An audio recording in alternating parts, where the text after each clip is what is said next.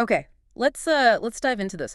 We're tackling something that, well, it happens to all of us, right? Mm-hmm. Often kind of quietly under the radar until, you start feeling it. Less energy, maybe less stamina. Yeah, exactly. We're talking about our lungs, specifically how they change as we get older. And the material we reviewed, it throws up some surprising truths. It really does. This whole process, this sort of natural decline in lung function, it can start as early as 35. 35, wow. The research points to maybe losing like 1 to 2% of lung capacity each year after that. 1 to 2% a year. Hmm. That doesn't sound like much day to day, maybe, but over decades. Phew. It adds up, doesn't it?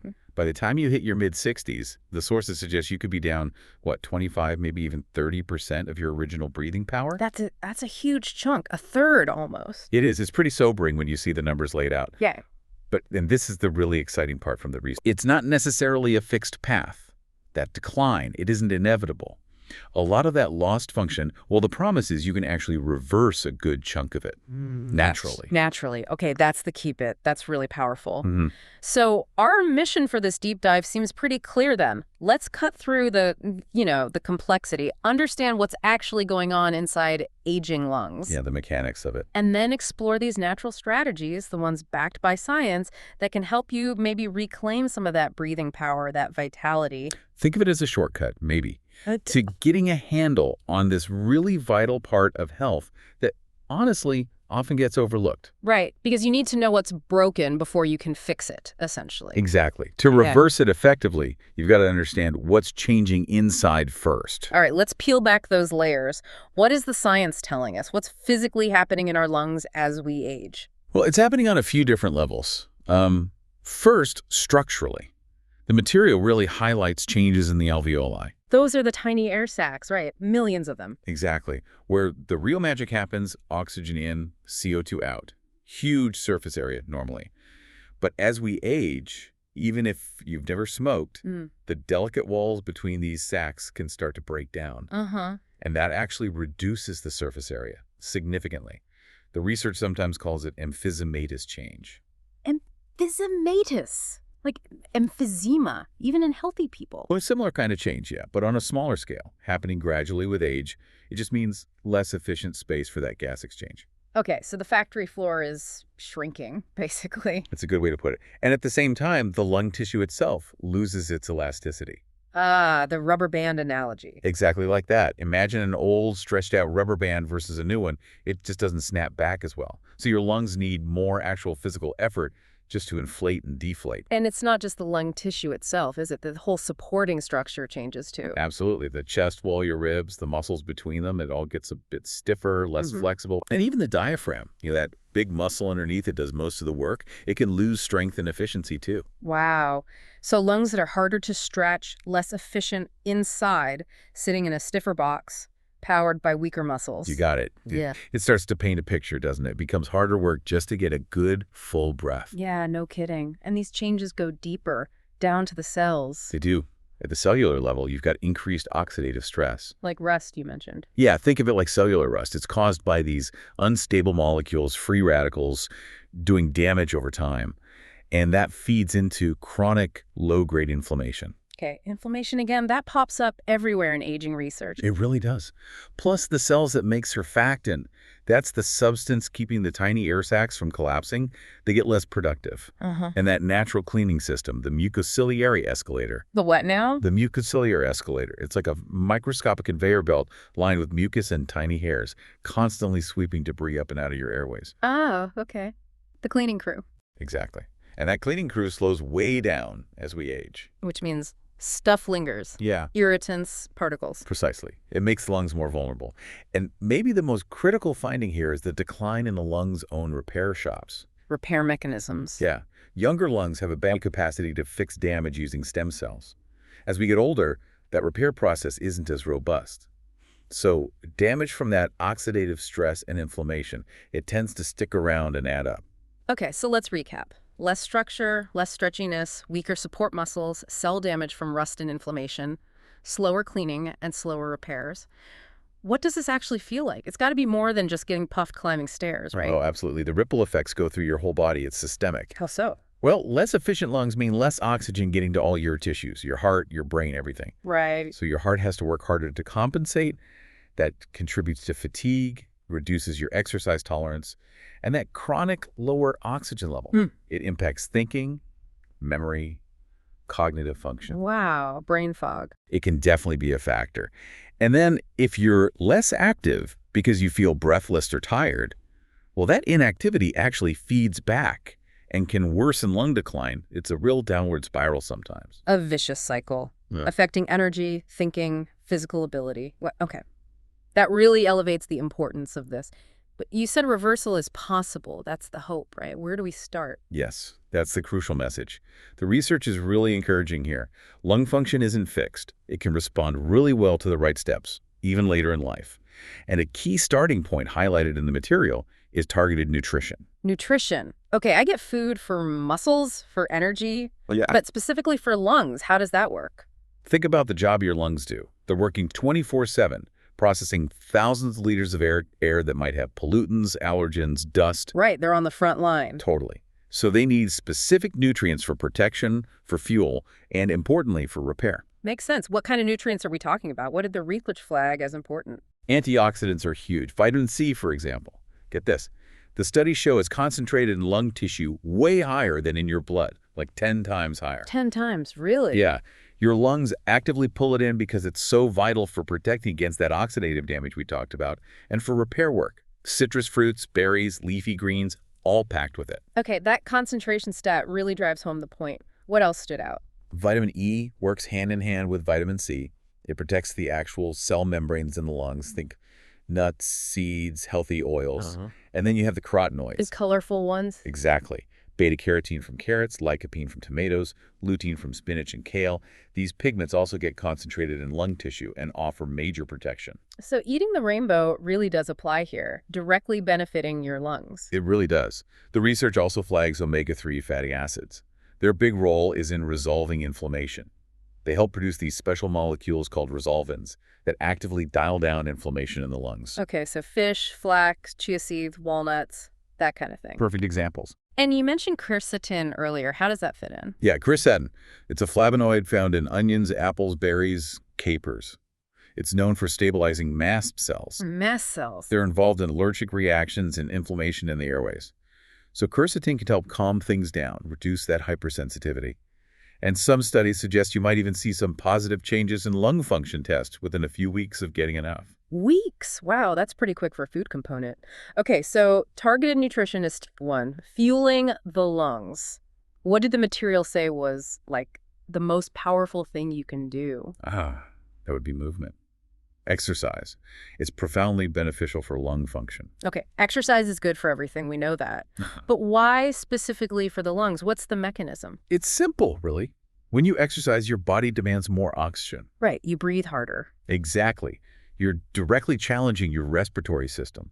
And like any system under demand, it adapts. Your lungs get better at taking in oxygen.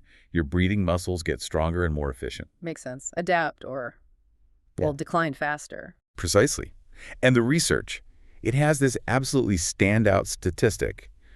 Older adults who exercise regularly, doing aerobic stuff, they can have lung function, like sedentary folks who are 20 years younger. Wait, say that again? 20 years younger? 20 years younger. It's incredible, isn't it? That stat alone should be motivating. No kidding. What kind of exercise gets you that kind of result? Are we talking marathon running? Not necessarily. The core advice is consistent, progressive aerobic exercise. Start where you are. Brisk walking, cycling, swimming, something that gets your heart rate up, makes you a bit breathless. Aim for maybe 20, 30 minutes, 3 or 4 times a week initially. Okay. The key is progressive. Gradually do a bit more or go a bit faster. Keep challenging the system. And the material also suggests things like interval training can be really effective too. High-intensity bursts, then recovery? Yeah, that kind of thing. Yeah. But it's not just about cardio, is it? Correct. Resistance training is also super important. Why weights for lungs? Well, strengthening your core muscles, your upper back and shoulders, that improves your posture. So you sit taller, more open. Exactly. Better posture literally gives your lungs more room to expand fully. And remember, the diaphragm. The main breathing muscle. Right. It's a muscle. You can strengthen it with specific exercises, just like your biceps. Better diaphragm function means more efficient breathing. Okay, that connects the dots. nourish the lungs, move to challenge them, and strengthen their support structure. What about just breathing? Can how you breathe make a difference? Huge difference. The sources really emphasize controlled breathing practices. It's like ancient wisdom meeting modern science. Okay, like what? Diaphragmatic breathing. Belly breathing is foundational. Mm. Most of us tend to breathe shallowly, just using the upper chest. Guilty as charged. Yeah, it's common. But consciously engaging the diaphragm, letting your belly rise as you inhale, that pulls air deeper into the lungs, improves oxygen exchange, and over time can even increase capacity. It feels weird at first, but you can definitely feel more air coming in. You can. Then there's the 4-7-8 technique mentioned. How does that work? Simple pattern. Breathe in through your nose for a count of 4. Gently hold your breath for 7, and then exhale slowly through your mouth for 8. Okay. 4, 7, 8. What's the benefit? That specific rhythm seems to tap into the parasympathetic nervous system, the rest and digest system. It helps lower stress hormones, which is good for lung tissue, and the long exhale trains efficient breathing. Interesting. Stress reduction and mechanics training. And another practical one is pursed lip breathing. You often see it taught for COPD, but it's useful for anyone. How do you do that? You just breathe in normally, then exhale slowly through lips that are gently pursed, Yeah. like you're going to whistle softly. Okay. That creates a little bit of gentle back pressure in your airways. It helps keep the smaller airways open longer while you exhale, so you get more complete air exchange. So these techniques basically retrain your breathing muscles and improve the mechanics. Makes sense. And given you breathe, what was it, 11,000 liters of air a day? Something like that, yeah. An incredible volume. The quality of that air must matter hugely then. Oh, absolutely critical. Environmental factors play a massive cumulative role in lung health over time. And here's a shocker. The research suggests indoor air quality is often worse than outdoor air. Really? Why is that? Because modern homes are often sealed tightly for energy efficiency. Pollutants from cooking, cleaning products, furniture off-gassing, dust mites, pet dander, it all gets trapped. Yikes. Okay, so what can you do about the air inside your home? Air purification is key. The material highlights, using HEPA filters, high-efficiency particulate air filters, they can really cut down on the tiny particles you breathe in. HEPA filters, got it. Anything else?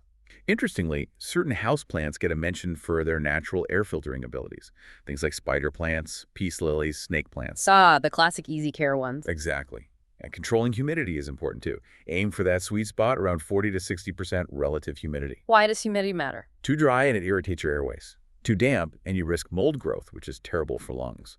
So managing that balance is beneficial. Okay, clean up the air. So we've got diet, exercise, breathing techniques, environment. That's a pretty solid foundation. What about supplements? The research touched on those too, right? Yes, definitely. While lifestyle is the absolute bedrock, supplements can offer targeted support. They can help fill nutritional gaps or provide specific compounds at levels that might be hard to get just from food. Which ones looked most promising in the research for lung health? N-acetylcysteine, usually called NAC, comes up a lot. Mm-hmm. It seems to be one of the most studied for lung health in aging. NAC. What does it do? 2 main things. It helps thin mucus, making it easier to clear from your airways, and it's a precursor to glutathione, a major antioxidant in the body, protecting lung tissue. Okay, mucus thinner and antioxidant. Sounds useful. Yeah, studies suggest it can improve lung function markers and even reduce how often older adults get respiratory infections. Good to know. What else? Magnesium is another big one. Crucial mineral.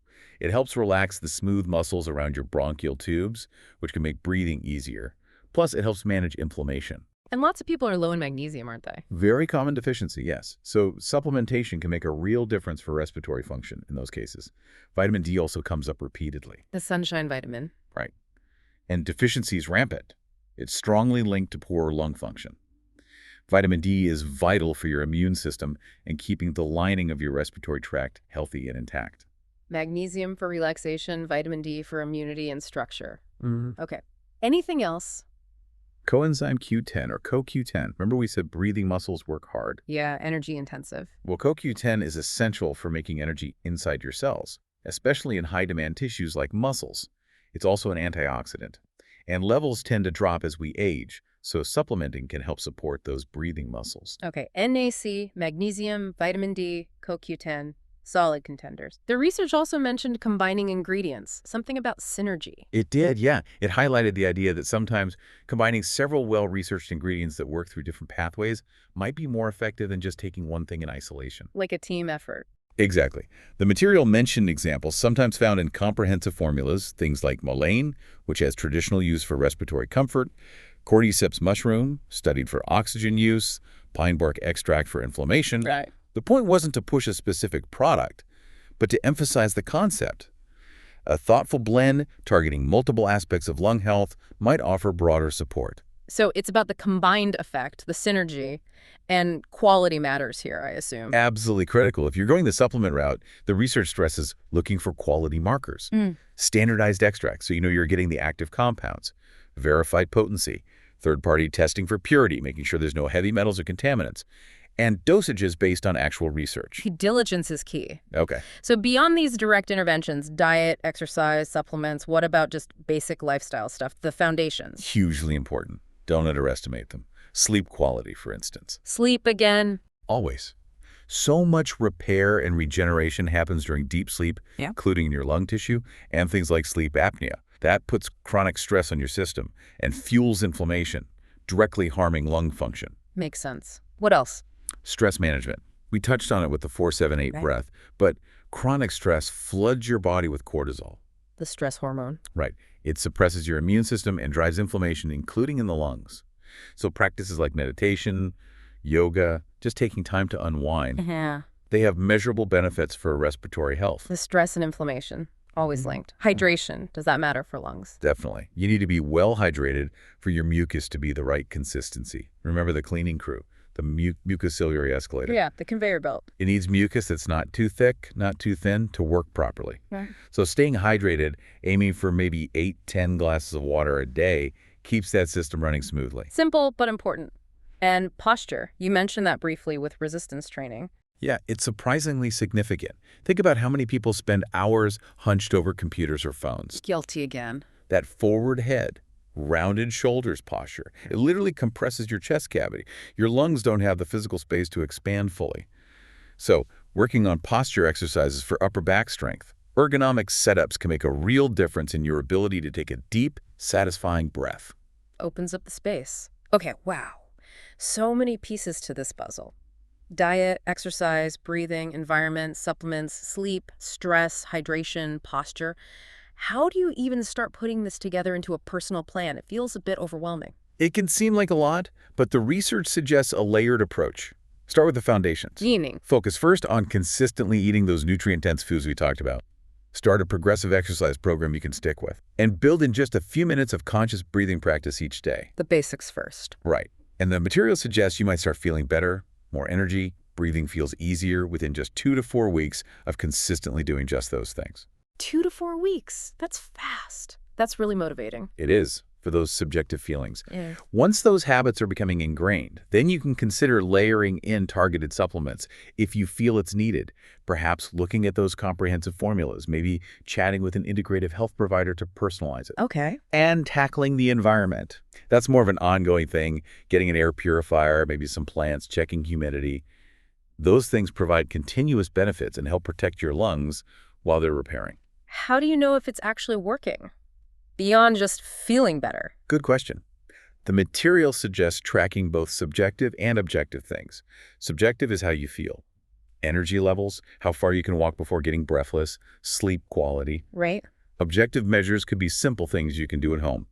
A pulse oximeter to check your blood oxygen saturation, or a peak flow meter, which measures how forcefully you can blow air out. Okay, so you can get some actual numbers. Yeah, tracking helps you see progress, stay motivated, and maybe tweak things if needed. What about timelines for those measurable improvements, beyond just feeling better in a few weeks? For things like better oxygen levels or increased lung volume measurements, the research suggests you typically start seeing measurable physiological changes after about 6 to 12 weeks of consistent effort across the board. 6 to 12 weeks, okay, still pretty reasonable. And the deeper stuff, the actual structural repair, like fixing those alveoli walls. That takes longer, as you'd expect. Tissue repair isn't instant. The studies indicate those kinds of structural improvements can continue happening for many months, even a year or two, or potentially longer if you stick with the program. Wow. So it's a long game for the deep repairs, but you get rewards along the way. Exactly. You get those early wins that boost motivation, and then the deeper, more fundamental improvements build over time. The absolute key message is consistency over perfection. Little and often. Totally. Small, consistent daily actions in these different areas, they really compound. And even small, measurable gains in lung function can make a huge difference in how you feel and what you can do day to day. Which brings us back to the why. Why go to all this effort? It's clearly not just about breathing easier, is it? Not at all. That's maybe the most powerful message in the material, the ripple effects. Better lung function benefits your entire system. Like what? Better oxygen delivery, right? That fuels your brain's sharper thinking. Better memory, less fog. It fuels every cell more energy, less fatigue. More power for everything. Exactly. Your heart benefits hugely too. If your lungs are efficient, your heart doesn't have to work quite so hard pumping oxygenated blood around. That can help with blood pressure, reduce overall cardiovascular strain. Less wear and tear on the heart. Makes sense. And staying healthy. Fighting off bugs. Better oxygenation supports your immune system. Your tissues are healthier, more resilient. They can fight off infections better, heal faster. People often report getting fewer colds or bouts of bronchitis and recovering quicker when they do get sick. Fewer sick days, faster recovery. Nice bonus. Yeah. I'm just feeling better. Psychologically. Oh, massively. Being able to breathe freely, having the energy to do the things you love, not feeling limited. It has profound impact on mood, confidence, just overall life satisfaction. The material mentions people literally feeling years younger as their breathing improves. Years younger. That's quite a claim, but I can see how it would feel that way. It's about vitality. So really, this deep dive, it's not just about lungs. It's a guide to potentially reclaiming energy, clarity, and just better living. That's exactly it. The core takeaway is, yes, age-related lung decline is real, but the science we looked at says it's not irreversible.